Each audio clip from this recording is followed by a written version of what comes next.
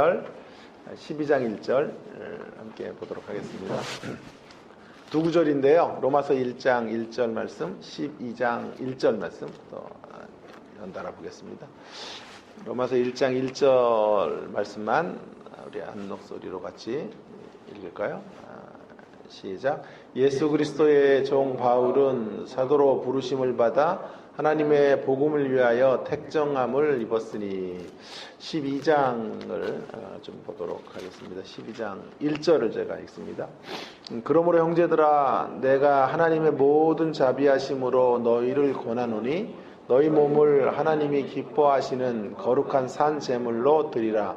이는 너희가 드릴 영적 예배니라. 자, 이제 오늘부터 로마서를 이제 좀 제가 시작을 하는데요. 로마서라는 책은 모든 목회자들이 자기 생애에 한번 좀 제대로 다루고 싶다 이런 소원들이 다 있죠. 저도 역시 그랬고요. 그래서 언젠가는 한번 좀 다뤄야 되는데 이런 마음의 부담을 좀 갖고 있었는데요. 자신이 없더라고요. 로마서의 뜻을 몰라서 자신이 없는 게 아니라 이 로마서가 우리 가슴의 책이 되고 우리 삶의 책으로 만들어가는 과정을 잘 할 수 있을까 이런 생각이 들어서 주저하다가 큰 결심을 하고 또 로마서는 너무 인생 후반 부분에 종반 부분에 이렇게 알면 안 되겠다. 로마서가 정말 하나님의 복음의 정수가 담겨져 있다면 좀 일찍 알고 일찍 깨닫고 또 로마서를 누리면서 살다가 주 앞에 서야 되지 않나 이런 생각이 갑자기 들었어요. 그래서 로마서를 해야 되겠다라는 생각을 굳히게 됐고요. 여전히 자신은 없어요. 계속 본문을 연구하면서 몸부림치고 있는데 여전히 자신도 없고 최선을 다해서 한 걸음 한 걸음씩 이렇게 걸어가 보도록 이렇게 하겠습니다. 오늘과 다음 시간까지는 이제 아마 여러분이 그냥 신학교에 왔다, 그러니까 신학교 로마서 수업에 오셨다 이렇게 생각하시고 좀 임해 주시면 좋겠어요. 그 다음 주부터는 좀 은혜로운 측면들을 가지고 하겠고, 사실은 제가 로마서 성경 강의를 하면서 배경 설명이나 서원적 고찰 이런 걸 잘 안 하거든요. 다 끝나고 후기 때는 해도. 그런데 이번에는 좀 바꿔서 로마서의 전반적인 인트로덕션 같은 게 좀 필요할 것 같고, 로마서 어떤 책인가 이런 것들을 좀 이야기하는 것이 좋을 것 같아요. 조금 지루할 수도 있겠는데요. 또 너무 신학적이다, 투머치. 그럴 수도 있겠지만 여러분은 충분히 소화하시리라고 믿고, 우리 청중들을 믿고 제가 이런 이야기들을 좀 하니까요. 만약에 여러분이 은혜를 못 받거나 오늘 그러면 제가 이따 밥을 안 먹도록 그렇게 하겠습니다. 반찬만 먹고 그렇게 할 테니까요. 자, 일단 로마서가 어떤 책인가 할 때 그걸 알아야죠. 로마서가 어떤 책인지를 알아야 로마서를 제대로 이해할 수 있겠는데, 두말할 것도 없이 로마서는 사도 바울이 썼고요. 로마 교회에게 편지를 보내는 것인데요. 로마 교회는 아시는 것처럼 사도 바울이 방문한 적이 없어요. 세운 교회도 아니에요. 그럼에도 불구하고 주 한 57년경에 사도 바울이 고린도에서 로마서를 썼다. 이제 우리 그렇게 주로 이야기를 하는데, 로마서는 이제 쓰게 된 동기가 있을 거예요. 목적이 있을 거예요. 한 세 가지가 있을 것 같은데, 그 중에 이제 제일 오늘 좀 강조하려는 건 선교적 목적이에요. 선교적 목적이라고 하는 것은 이제 이방인 선교를 하고 싶어요. 사도 바울이. 그래서 이방인 선교의 거점으로 로마 교회를 좀 사용하려고 했던 것이고요.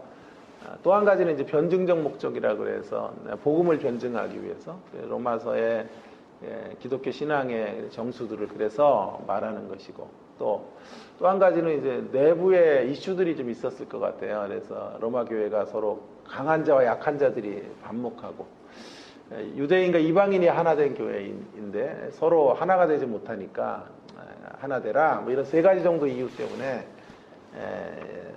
썼을 것이다 라고 말하고 있는데요.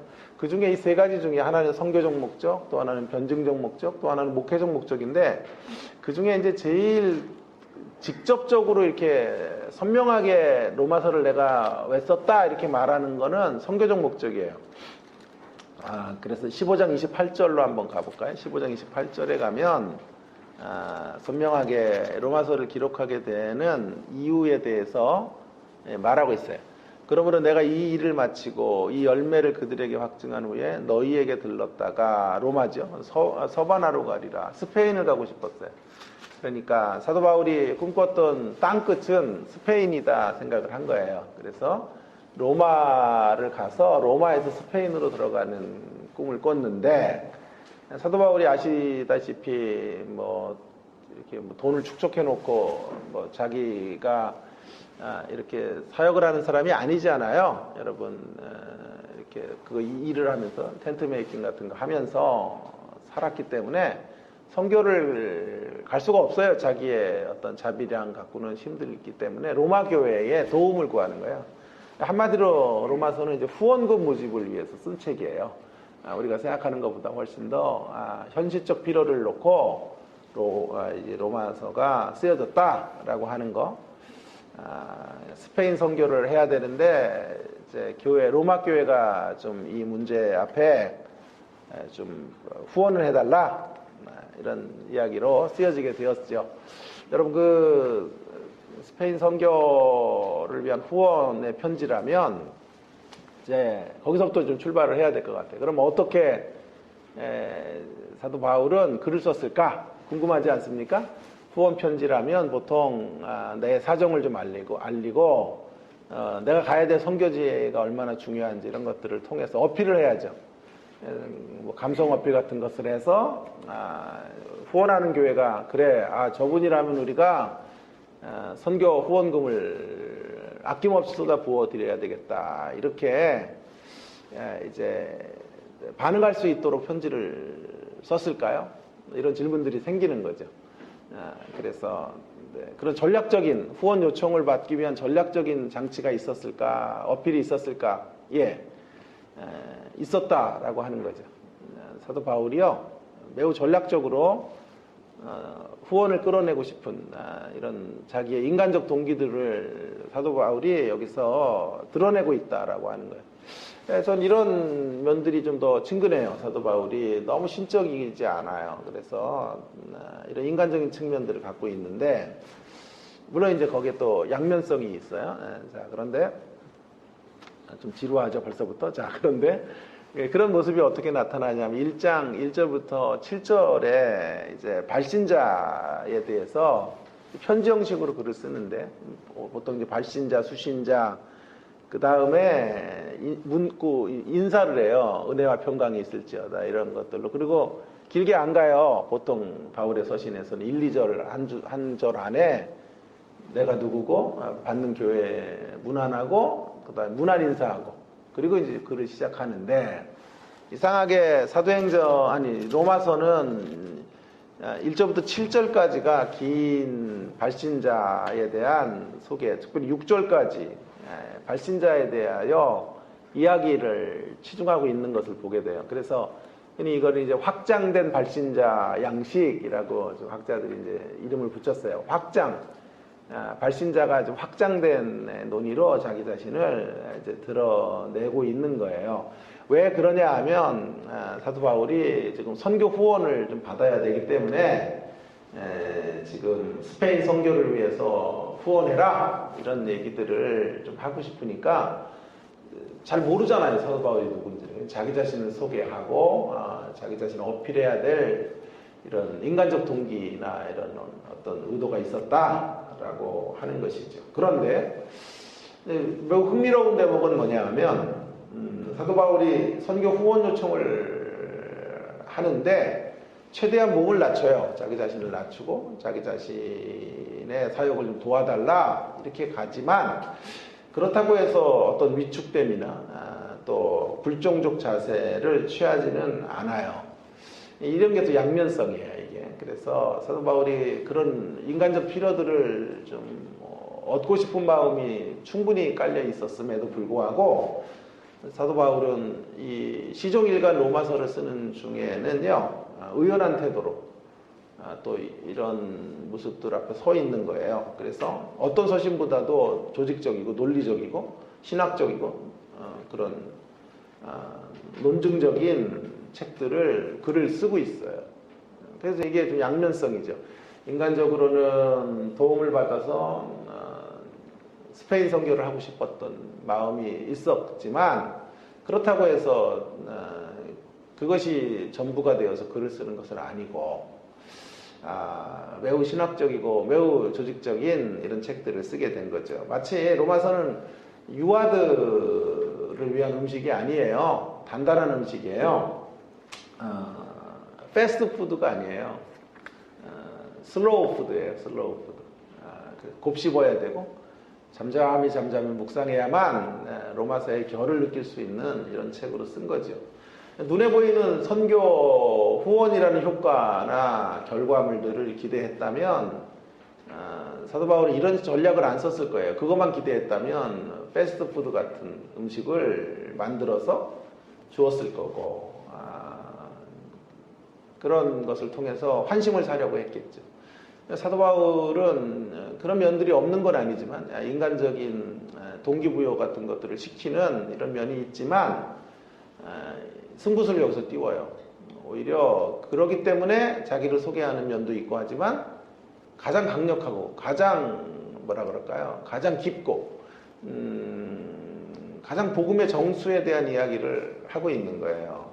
한마디로 말하면 전공법을 쓰고 있는 거죠. 전공법을 쓰면서 미셔널 처치, 선교적 교회로서 그들이 서야 할 것을 복음 안에서 촉구하고 있는 거예요. 이 면이 사도 바울의 양면성이다라고 저는 말할 수 있다고 생각해요.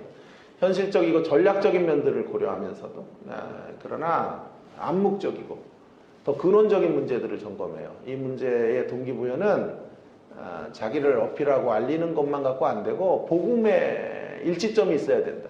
자기가 믿고 있는 복음과 로마 교회가 함께 붙들고 있는 복음의 공동 파운데이션 위에서 그 복음이 이해되고 그 복음이 설득되면 자연스럽게 그 결과물로 스페인 선교의 이런 후원들이 이루어질 거라고 믿었던 거예요. 그래서 확장된 발신자 자기의 양식에는 두 면이 있는 거예요. 이렇게 두 가지 면이 한쪽 면에서는 이제 선교 후원을 얻고 싶은 어필이 있고 또 다른 측면에서는 그런 이제 선교 후원 교회가 되기 위해서는 복음 위에 서야 된다 라고 하는 것들을 그래서 복음이 사활적으로 중요하다 이런 이야기들을 하고 싶은 거죠. 그래서 복음에 대한 프레젠테이션을 하는 거예요. 왜냐하면 복음이 동기가 되지 않으면 후원이라는 게 이게 지속력이 없어요. 한순간 어떤 이벤트 가지고 후원해야지 이랬다가도 흐지부지 될 수밖에 없단 말이에요. 그래서 우리가 신앙 안에서 누구이고 어떻게 구원에 이르게 되었고 그리스도는 어떤 역할들을 하셨고 그 위해서 우리는 어떤 일들을 해야 되는지에 대한 체계적인 이런 전달이 필요했다라고 하는 거죠.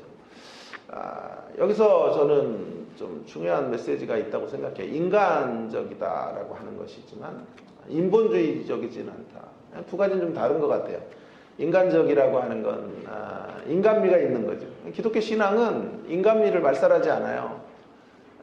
저와 여러분은 신앙인으로 어떤 사람이 돼야 될까? 인간적으로 좋아야 돼요. 정말 인간의 사람 사는 냄새가 나고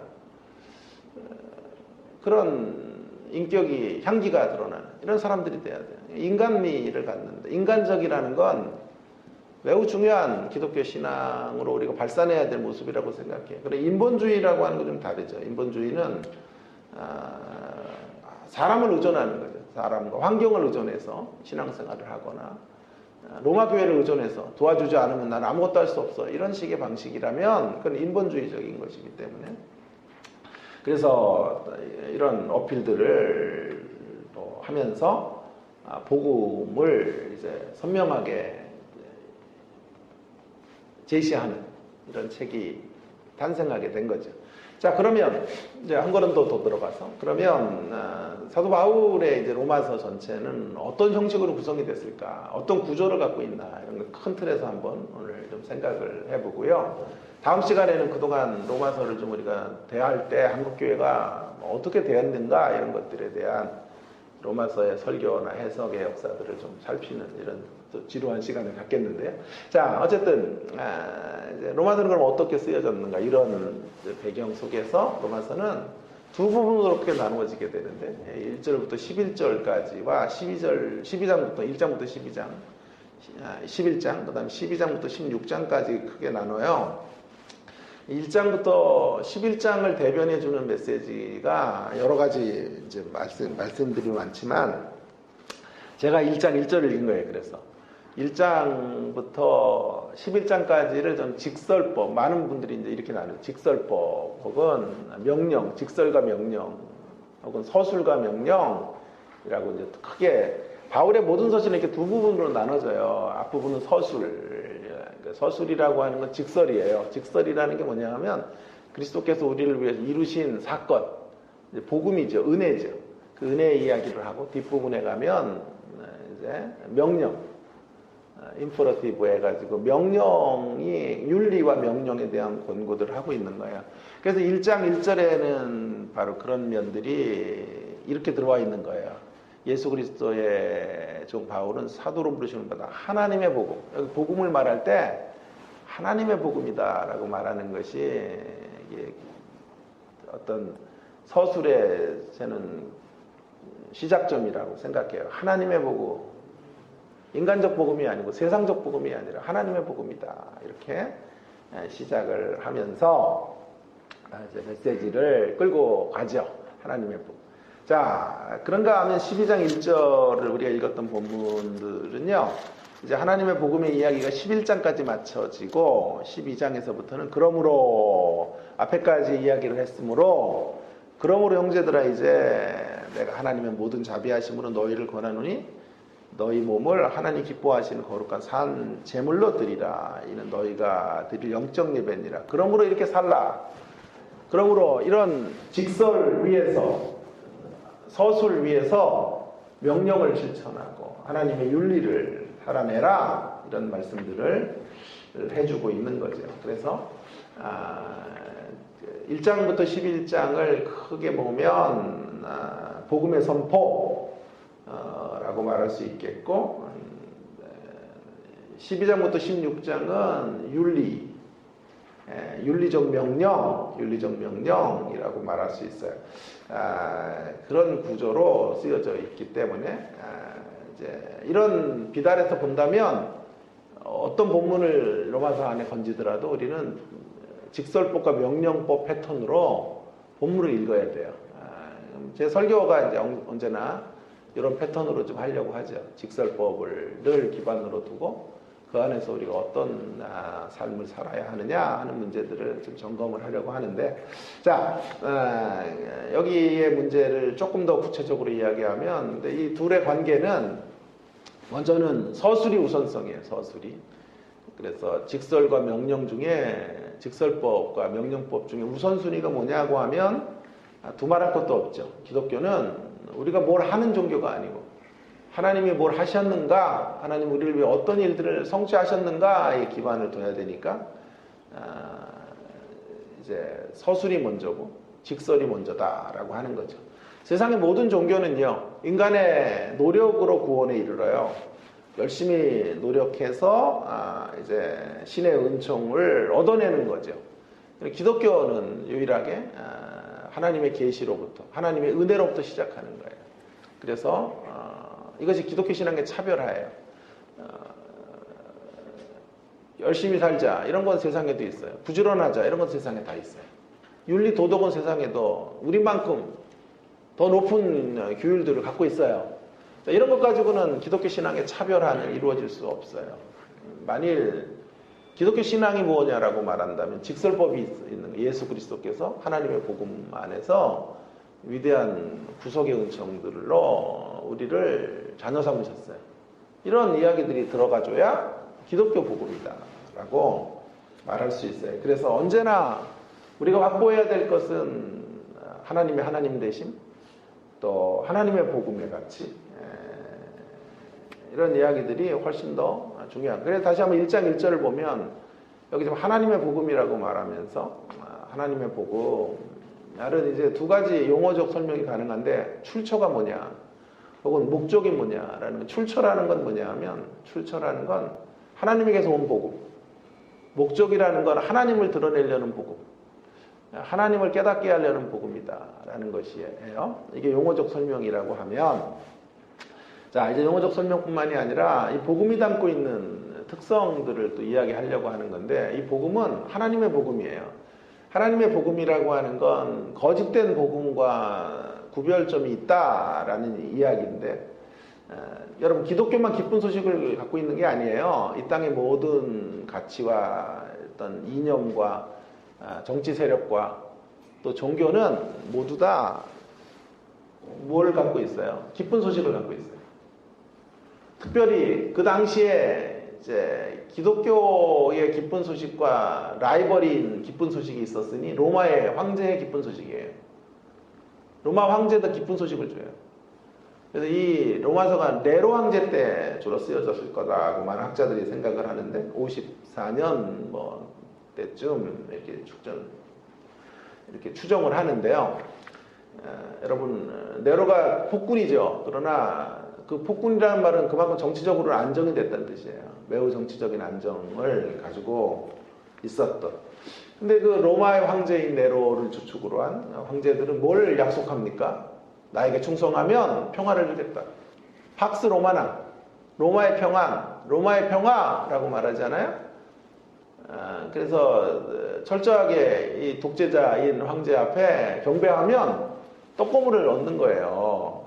그래서 로마는 평화를 추구했다고요. 이런 의미에서 팍스 로마나와 같은 평안, 이런 평안을 꿈꿨죠. 근데 성경은 지금 말하는 거예요. 그런 로마 교회를 향해 편지를 보내면서, 내가 지금 말하려고 하는 건 그런 로마의 복음이 아니에요.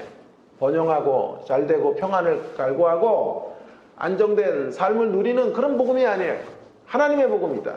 하나님의, 로마의 황제의 복음과 대척점에 있는 하나님의 복음, 그 하나님의 복음을 지금 설파하기 위해 로마서를 썼다. 이제 바울이 그렇게 이야기하고 있는 거죠. 그러니까 하나님의 복음으로 대변되어지는 직설법, 그것을 언제나 우선적으로 고려해야 돼요. 왜 그럴까요? 왜 직설법을 이렇게 심도 깊게 다뤄야 될까요? 왜 모든 설교와 가르침, 기독교 이제 복음에는 직설법이 먼저 들어와야 될까요? 이유가 있어요. 이유는 뭐냐 하면 우리의 문제가 그렇게 단순하지가 않기 때문에 그래요. 저와 여러분의 인생의 문제가 윤리를 행한다고 되는 문제가 아니거든요. 계명을 지킨다고 되는 문제도 아니에요. 열심히 달려간다고 되는 문제가 아니에요. 최선을 다해서 땀 흘리자라고 바꿀 수 있는 문제들이 아니에요. 근본적인 우리의 문제는 죄거든요. 그리고 그 죄의 문제를 우리가 해결할 수가 없어요. 그래서 윤리적 권면을 아무리 들이대도, 소위 말해서 제 표현으로 말하면 여러분의 의지를 막 밀어붙여서 기독교 신앙으로 살아가도록 의지를 쪽을 막 강력하게 벼랑 끝으로 몰아도 두잉을 할 수 있는데, 그게 우리가 바뀐 모습이 아닐 수 있어요. 그런 모습으로 근원적인 우리의 죄됨의 모습이 해결될 수 없거든요. 그래서 윤리 이전에 먼저 점검이 돼야 되는 건 복음인 거죠. 복음의 문제 앞에 우리가 누구인지를 점검하지 못하면, 자, 방향이 잘못됐는데 더 열심히 가요. 그러면 그 열심만큼 더 사태는 악화되는 거죠. 근원적인 문제가 해결되지 않은 채 달려가면요, 달려갈수록 더 깊은 죄의 수렁에 빠지게 되는 거예요. 그래서 이 근원적인 문제를 복음이 해결할 수 있다. 하나님의 복음만 해결할 수 있고, 예수 그리스도의 사역 안에서만 우리의 죄의 문제들이 치료될 수 있다는 것을 먼저 강조할 수밖에 없었던 것이죠. 어떤 분은 이런 모습을 또 이런 식으로도 설명해요. 뭐 맥라이트 같은 학자인데, 직설법이 우선시 된다는 말은 모세보다 아브라함을 우선시 한다는 뜻이에요. 모세 언약보다 아브라함의 언약을 우선시 하는 거예요. 아브라함은 약속의 사람이죠. 약속의 족장이죠. 모세는 율법이죠. 율법보다 언제나 앞서는 것은 아브라함이에요. 그래서 로마서 안에서는 사실은 모세는 이렇게 곤두박질 치고 있고 아브라함은 상승 곡선을 향해 달려가고 있다라고 말할 수 있어요. 바울에게 있어서 아브라함이 항상 프라이어리티, 우선성이에요. 우선성. 아브라함이 제자리를 찾아야 돼요. 아브라함 언약이. 아브라함에게 준 약속, 그 약속의 성취. 그것이 제자리를 잡으면 모세도 제자리를 잡게 돼요. 이게 굉장히 중요한 말이에요. 아브라함이 제 위치를 잡아야 모세도 제 위치를 잡을 수 있어요. 그래서 4장에는 아브라함을 이야기하는 거예요. 아브라함의 믿음과 그런 말미암아 언약을 이야기하는 이유가 바로 여기에 있는 거예요. 그래서 아브라함의 위치가 정해져야 모세의 위치가 정해진다고. 한국교회 일대 혼란이 뭐냐면, 한국교회 일대 복음적인 혼란이 뭐냐면 아브라함이 아브라함의 자리에 못 가니까 모세가 판을 치는 거죠. 그러니까 모세의 계명 같은 것들이 주류를 이루는, 조금 이따 보겠지만, 그래서 율법주의적 형태의 신앙이, 근본주의적 형태의 신앙이 한국교회의 대세를 차지하는 이런 문제들은 이런 이 서술의 우선성, 직설법의 우선순위를 놓쳤기 때문에 생겨지는 문제예요. 자, 시간이 없어요. 오늘은요. 오늘 뭐 또 여기 오디션도 한다 그래서 한 가지 더 보면, 두 번째는요. 그래서 서술과 명령의 이중주가 울려 퍼져야 되는데, 서술과 명령의 균형성도 가져야 돼요. 우선성만이 아니라 균형성을 또한 가져야 되는데, 조시는 건 아니죠. 지금 제가 목이 아프도록 이렇게 하는, 조시지는 마세요. 자, 그래서 우선성을 담보했다면 이제 균형성을 또 가져야 되는데, 자, 이 둘은 구분이 돼야 돼요. 서술과 명령이 구분이 되지만 분리될 수는 없어요. 서술만 있어서도 안 되고 명령만 있어서도 안 된다라고 하는 거죠. 자, 사실은 사도 바울은 우리에게 사변적 교리를 그저 전하는 데 목적이 있는 게 아니고 1장부터 11장의 서술을 통해서 진짜 목표한 거는 12장부터의 삶이에요. 이 삶을 그냥 사는 게 아니에요. 열심히 살자 그래서 사는 게 아니고, 세상에 무슨 뭐라 그럴까요?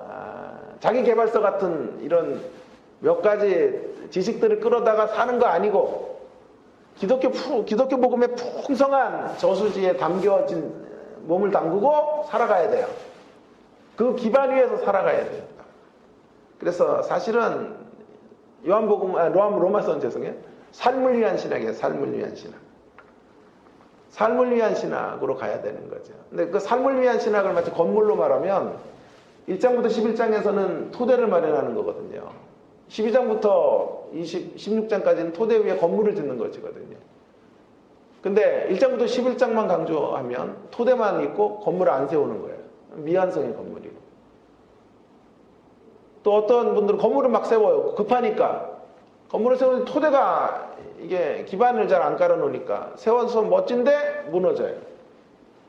그래서 서술과 명령은 구분이 돼야 되지만 분리될 수는 없는 거예요. 만약에요. 그러니까 우선성만큼 중요한 게 균형성인데, 그래서 그리스도의 은혜의 이제 직설법이 확보되면 반드시 윤리를 실천해야 되고 삶으로 나아가는 자리로 가야 돼요. 만약 이런 균형성이 깨지면 어떻게 되냐? 깨지면 여러 현상들이 나타나는데 그 대표적인 게 무율법주의 같은 거로 가는 거예요. 자, 서술이 없이 명령으로만 치달아가는 종교. 그러면 반대죠.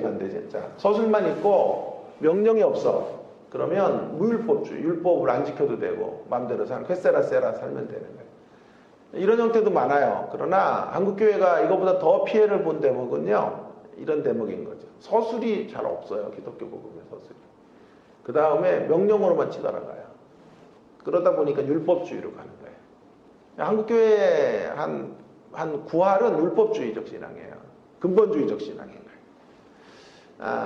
그래서 모세가 너무 자리를 많이 차지한 거예요. 아브라함이 먼저 자리를 차지했어야 되는데 아브라함을 제껴버리고 모세가 교회 안에 들어와 있는 거예요. 모세의 율법 이런 것들이 강조되는 한국 교회로 가면서 매우 근본주의적이고 문자주의적인 해석으로 성경을 풀어요. 그래서 주일 성수 뭐 이러면 주일에 안식일에 나무에서 죽었더라. 안식일에 돈 쓰면 죽는다. 이런 식으로 가서 지난 100년 동안 주일날 버스도 잘 못 탔어요. 저는. 그런 말씀이 무서워. 주일날 돈 쓰는 거는 생각도 못 했죠. 신학자가 되고 나서부터 돈 쓰기 시작했고. 그런 한국교회가 갖고 있는 이런 율법주의적 태도들이 너무 강력해요. 아직도 이런 잔재들이 너무 강해서 교회 안에를 이끌어가는 게 이 근본주의적 태도들이라고 말할 수 있어요. 그래서 명령은 모세의 언약을 대변하는 거예요. 자, 모세는 그리스도가 오면 사라지는 거예요. 모세의 율법은 그리스도가 올 때까지 있는 거죠. 이게 모세의 위치예요. 자, 그래서 모세의 이야기는 종결이 돼야 되는데 아직 한국교회는 살아있다고요. 자, 이제 여기가 이제 우리가 좀 고민해야 되는 대목인데, 그래서 일단은 모세와 예수님 사이에 불연속성이 있어요. 디스컨티뉴이티라고 말해서 모세의 율법은 그리스도 안에서 폐해져요. 이런 면들을 1차적으로 우리는 가지고 있어야 돼요. 그래서 율법이 아니라 복음이다 이런 식으로 가야 되는데, 자 이제 또 한 가지 면들이 있는데, 그렇다고 무율법주의로 가면 안 되기 때문에 보세요. 그래서 은혜 안에 복음이 들어와요. 복음 안에 우리가 서 있어요. 그러면 이제 어떻게 되냐 하면 다시 모세를 고민해야 돼요. 모세의 율법이 들어와야 되는 거예요. 이 면을 복음과 율법과 복음의 연속성이라고 돼요. 자, 그러니까 먼저는 불연속성이 분명히 확인돼야 돼요. 모세로는 안 되고 그리스도로 된다. 이쪽으로 가야 되고. 그래서 복음이 우선적이에요. 근데 이 복음 안에 들어왔으면 이제 그 다음엔 어떻게 되냐? 복음 안에 들어왔으면 이 복음의 가치 속에서 살아가는 삶을 어떻게 살 것인가에 물음을 던져야 되거든요. 그래서 다시 모세의 율법을 지켜야 되는 거지. 모세의 계명들이 모세가 구약 성경에서 말했던 메시지들을 다시 지키는 차원의 율법 준수가 이루어지는 거예요. 근데 그건 율법주의가 아니에요. 왜냐하면 율법을 지키는 신앙은 구원을 위한 효력으로 율법을 지키면 율법주의고, 그것이 하나님께 인정을 받는 모습이 된다고 생각하면서 율법을 지키고 힘겹게 살아가면 율법주의예요. 우리가 이제 계명을 지키는 이유는 딱 한 가지, 하나님에 대한 사랑의 표현이고 감사의 표현이에요. 은혜를 주신 직설법으로 우리를 구원해 주신 그 은혜에 의해서 우리는 그분의 뜻을 따라가게 되고 그분의 명령을 준행하게 되는 것이죠. 그런 의미에서 율법을 흔히 말해 제3의 용도를 갖는다 이런 얘기를 하는 거예요. 우리 개혁주의 신학에서는 제3의 용도의 율법을 갖게 되는 거예요. 제1의 용도는 뭐냐? 제1 용도는 시민적 용도예요. 죄를 억제하는 거예요. 율법은 첫 번째 용도가요, 죄를 억제시켜요. 자, 이 사회에도 법이 있잖아요. 그래서 100km 이상 달리지 마라. 그런 게 있어야 이제 교통사고를 줄일 수 있거든요. 이런 용도로 율법은 제1의 용도, 이걸 제1 용도라 그러고, 제2 용도는 죄를 깨닫게 하는 거예요. 저주하는 기능. 율법으로는 우리가 안 돼! 라는 걸 깨닫게 되는 거거든요. 그래서 율법으로 안 되니까 그리스도로 된다. 이런 식으로 가게 되면 불연속성, 율법과 복음과 불연속성이고. 근데 우리가 이제 귀하게 여기는 건 제3의 용도인데, 제3의 용도라고 하는 건 교육용 용도가 있는 거예요. 자, 율법이 구원에 이르게 할 수는 없지만 구원받은 자들에게는 다시 율법의 정신과 가치를 따라서 이 땅을 사는 삶의 표준이 있어야 돼요. 그게 계명인 거예요. 그래서 다시 연속성의 자리로 나아가는 이런 균형과 조화가, 우선적인 거는 뭐예요? 우선적인 건 직설법이지만 그러나 균형과 조화를 이루는 율법과 복음과의 관계 설정들을 통해서 우리 신앙생활을 해야 된다라고 하는 거죠. 자, 이제 맨 마지막 한 5분만 더 해보겠습니다. 자, 그러면 이 서술과 명령을 가지고 여기까지는 좀 지루했죠. 지루했지만 반드시 우리가 알지 않으면 안 되는 이야기를 했고, 자, 이제 이건 글의 형식적 차원만을 제가 얘기하려는 게 아니고 제가 지금 강조하려는 건 이거예요. 이런 서술과 명령을 통해 저는 우리 기독교 영성에 대한 이야기를 좀 해보고 싶어요. 영성에 대한 이야기를 좀 하려고 하는데, 한마디로 사도 바울이 왜 이렇게 글을 항상 서술과 명령의 형태로 쓰냐 하면 이유가 있어요. 그렇게 쓰는 이유는 그가 영성인이기 때문에, 영성의 사람이기 때문에 그래요. 그래서 총신에 은퇴하신 교수는 바울의 영성이라는 책을 썼던데 거기 세 가지 영성을 얘기하더라고요. 떨림, 울림, 어울림이라고 얘기하던데 의미심장했어요. 떨림은 은혜예요. 은혜 안에 떨리고, 울림은 윤리예요. 그것이 우리 가운데 떨림이 울려서 윤리를 만들고, 어울림은 공동체를 이루는 거거든요. 그래서 어울림은 공동체를. 자, 이제 근데 제가 이제 그 책을 읽으면서 좀 묵상하다가 한 가지가 빠졌다는 생각을 한 거예요. 둘씩 맞춰야 되는데 하나가 빠졌다. 그래서 고민하다가 제가 한 가지를 더 얹고 싶었어요. 그게 누림이에요. 누림. 누림이라는 건 찬양이거든요. 찬양. 그래서 두 개씩 이렇게 짝을 찍으려고 그래요. 여러분 하나 더 얻는 게 힘든다 그랬어요. 여러분 여기 하나 남의 거예요. 하나 더 얻는 게 어려운 거예요. 어쨌든 먼저는 직설법은요. 직설, 은혜의 선언이죠. 은혜의 선언 같은 데는 떨림이 있어야 되고 누림이 있어야 돼요. 명령법에는 울림과 어울림이 있어요. 우리로 이런 영성의 사람으로 살라. 이런 얘기를 하는 거거든요. 하나씩 좀 생각해 보면 그리스도께서 우리를 위하여 이루신 일들을 생각하면 떨려요. 떨린단 말이에요. 직설로 인한 떨림. 이게 역설이잖아요. 떨리는데 그게 막 감동인 거예요. 그죠? 그러니까 두려워서 떠는 것과는 다르죠. 제가 누누이 얘기하잖아요. 기독교신은 역설이라고요. 떨려야 이겨요. 지지난번에 제가 설교 이렇게 했죠. 두려워야 이긴다 그랬잖아요. 두려움을 이기는 길은 두려워하는 길이에요. 세상적인 떨림을 이기는 길은 떨리는 길밖에 없어요. 떨려야 돼요. 은혜 안에 떨리면 도미티안 세력이나 황제의 세력이나 네로의 세력이나 이 어떤 가치의 세력들이 두렵지 않아요. 그래서 늘 은혜 안에 떨림이 우리를 사로잡는 영성인으로 살아가야 돼요. 자, 뿐만 아니라 이제 누림이 있어야 돼요. 이 떨림은 누림으로 가요. 그래서 11장 누림은 찬양인데요. 서술이 끝나는 11장 마지막 구절을 보세요. 36절로 한번 가봅시다. 11장 36절로 가서 마지막은 어떻게 끝나나 보세요. 11장 서술의 마지막 때문에 이렇게 끝나요. 11장 36절 같이 한번 읽어볼까요? 시작. 이는 만물이 주에게서 나오고 주로 말미암고 주에게로 돌아감이라. 그에게 영광이 세세에 있을지어다. 아멘. 끝나고 12장부터 명령이 나오는 거예요. 서술의 마지막 대목은 어떤 대목? 찬양이죠. 찬양. 누림. 하나님의 은혜에 떨리면 누려야 되거든. 그 누림이 찬양으로 나오는 거예요. 어떻게? 이는 만물이 주에게서 나오고 주로 말미암고 주께로 돌아갑니다. 그분에게만 영광이 세세에 돌려지기를 찬양합니다. 노래합니다. 노래하는 거거든요. 심상복 교수인가 하는 분은 이걸 놓쳤어요. 누림을 못 봤어요. 누림이 중요해요. 누림이 기독교 신앙에. 찬양. 왜 누림이 중요할까요? 자, 보세요. 누림이라는 건 이렇게 나오는 거예요. 우리가 뭔가 대단한 일을 경험하고 대단한 걸 갖게 되면 반드시 소개하고 싶어요. 대단한 업적을 이룬다거나 대단한 훈장을 얻었다거나 대단한 위치에 우리 자녀들이 올랐다거나 그러면 언젠가는 자랑할 수밖에 없어요. 드러날 수밖에 없어요.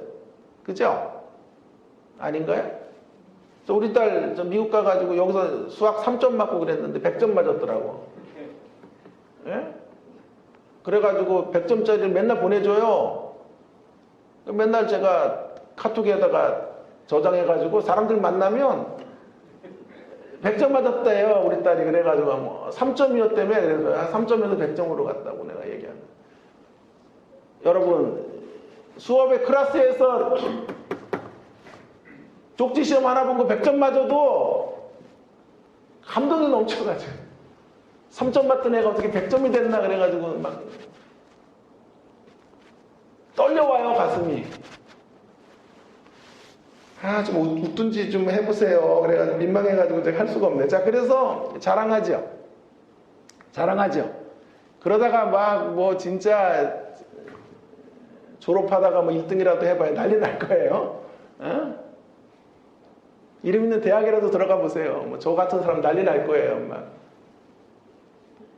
그 대학 티셔츠 같은 거 입고 막 난리치고 막 그럴 거예요. 아빠가 그거 입고 다니고 막. 이게 무슨 뒤야? 그럼 우리 딸 다니는 학교거든. 막 이러면서 자랑하고 그럴 거예요. 여러분, 우리가 어떤 존귀한 일을 경험하거나 대단한 것을 얻으면 누군가에게 알리고 싶어요. 그게 찬양이에요. 찬양. 기쁨은 표현으로 완성되는 거예요. 우리 안에 있는 기쁨이 표현으로 완성되는 거니까. 어디로 가요? 하나님에 대한 은혜의 감격이 떨려오면요, 찬양하게 돼요. 당연히 노래하게 돼요. 그러면 찬양의 대상자를 높일 수밖에 없고, 그 높임 속에 내 기쁨이 충만해져요. 그래서 떨림은 누림의 영성으로 이어져 가게 되는 거예요. 여러분의 신앙, 저의 신앙의 바로미터는 얼마나 찬양하느냐. 그래서 뭐 찬송가 하루 종일 부르라 이런 것이 아니고 내 안에 감격이 밖으로 어떻게 터져나오냐 하는 것에 달려져 있다고 말할 수 있어요. C.S. 루이스의 이야기를 제가 했잖아요. 째째한 사람들, 인색한 사람들은 찬양이 없어요. 늘 비평거리만 좋아해요. 그러나 심령이 제대로 된 사람들, 또 주님을 제대로 만난 사람의 특징은요, 찬양이 있어요. 찬양. 소박한 반찬 식사도 감탄해요. 그래서 대체로 찬양은 내적인 건강도를 측정하는 방법이에요. 찬양이 넘치고 감사의 고백들을 갖고 있는 하는 거죠. 찬양은 떨림의 현재와, 여러분이 떨고 있으면, 은혜 안에 떨면 찬양으로 고백돼요. 주님의 십자가교회 찬양하는 공동체인 줄로 믿습니다. 음악성은 전 좀 딸려요. 그래도 감동은 어떻게 할 수 없어요. 그 감동이 있으면 노래하는 거거든. 아니, 곡조 있는 노래로 찬양하는 것만이 아니고요. 우리 삶이 노래가 돼요. 삶이 찬송이 돼야 돼요. 힘들어요, 지금 교회적으로 우리요. 그죠? 뭐 어수선하고. 또 한 가정은 또 뭐 이제 교회를 그만 다른 교회로 옮긴다고 그러고. 개척교회 섬기기 힘드네요. 이렇게 작은 교회 섬기기. 네? 이틀을 잠을 못 잤어요, 제가. 막 오기가 생기는 거예요. 이렇게 물러설 수는 없겠다. 이게 진짜. 생전 이렇게 오기 같은 게 제가 잘 없어요, 제가요. 그냥 주님 닮아 마음 온유하고 겸손해가지고 승부사 기질도 없고 그런데 이건 이렇게는 물러설 수는 없다. 이런 영적 오기가 생기는 거예요. 한번 우리 교회 다시 어떻게든지 일었어야 돼요. 이틀을 제가 잠을 진짜 잘 못 잤어요. 너무 내 마음 안에 이런 생각들이 많아요.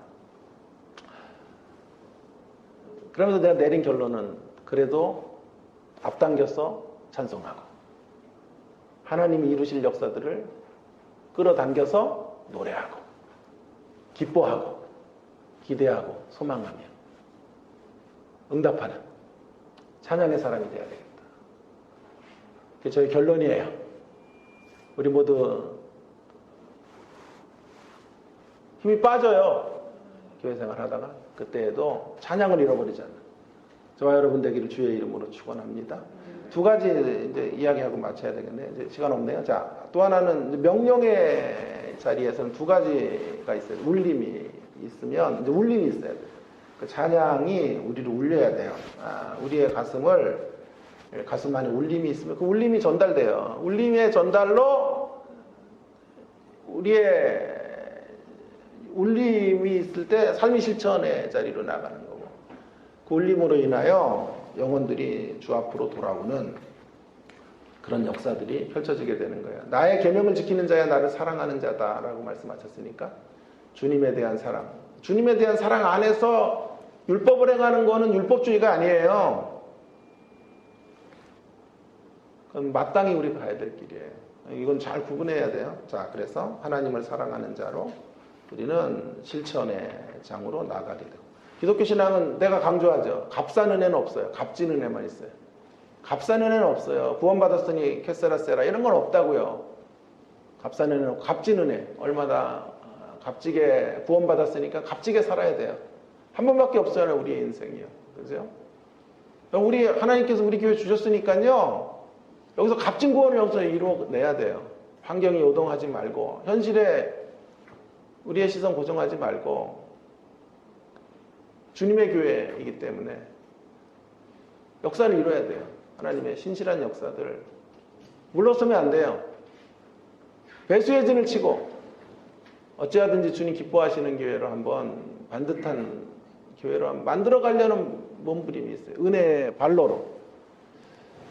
자, 마지막은 윤리가 이제 어디로 튀어야 되냐면 공동체로 가야 돼요. 그래서 12장 1절과 2절 같은 데 보면요, 전부 너희예요. 너희. 2인칭 우리 개인이 아니에요. 기독교 신앙은 사실은요, 개인적인 측면이 있는 건 사실이지만 사적이지 않아요.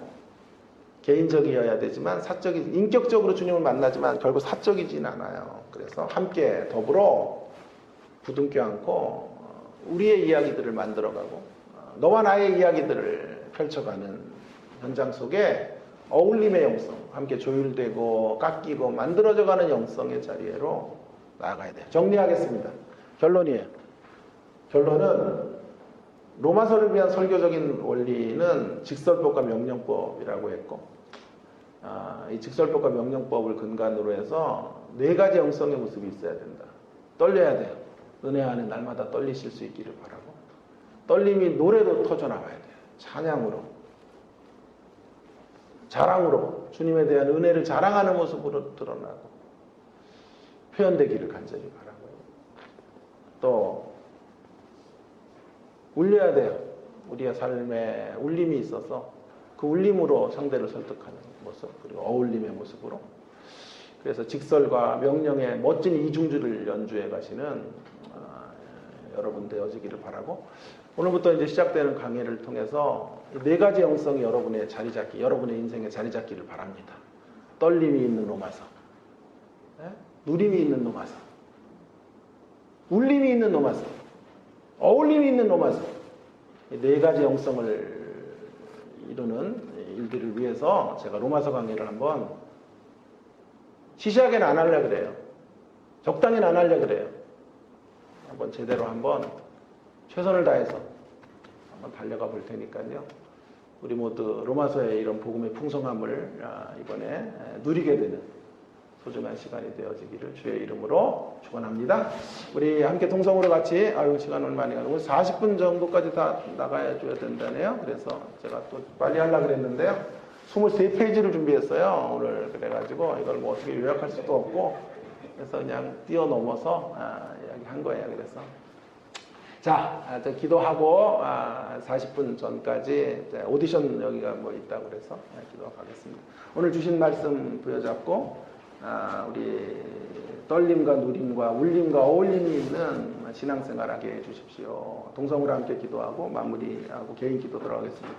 기도하십시다. 하나님 아버지, 은혜를 감사합니다. 로마서의 말씀을 통해 주여, 우리에게 떨림이 있는 신앙, 누림이 있는 신앙, 울림이 있는 신앙, 어울림이 있는 신앙의 멋진 이중주들이 하나님 울려 퍼질 수 있도록 주여 도와주시기를 간절히 원합니다. 하나님을 누리고 맛보고 경험하고 체험하는 그 떨림 속에서 기독교 신앙을 누리고 그 울림을 가지고 세상을 설득하고 어울리며 살아가는 저희들의 모습들이 될 수 있도록 주여 은혜를 허락해 주시고 역사해 주옵시기를 간절히 소망하오니 함께하여 주시옵소서.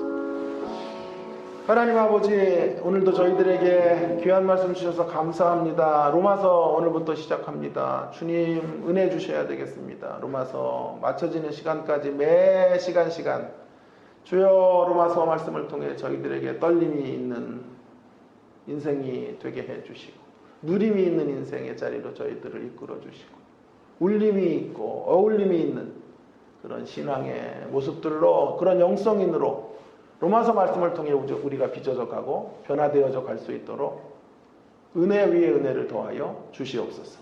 이 시간도 개인으로 기도할 때 함께 하시고 응답해 주시고 역사해 주시는 놀라운 시간으로, 주님과 교제하는 복된 기도의 시간으로 주님 이끌어 주시기를 간절히 원합니다. 예수님 이름으로 기도합니다. 아멘. 우리 개인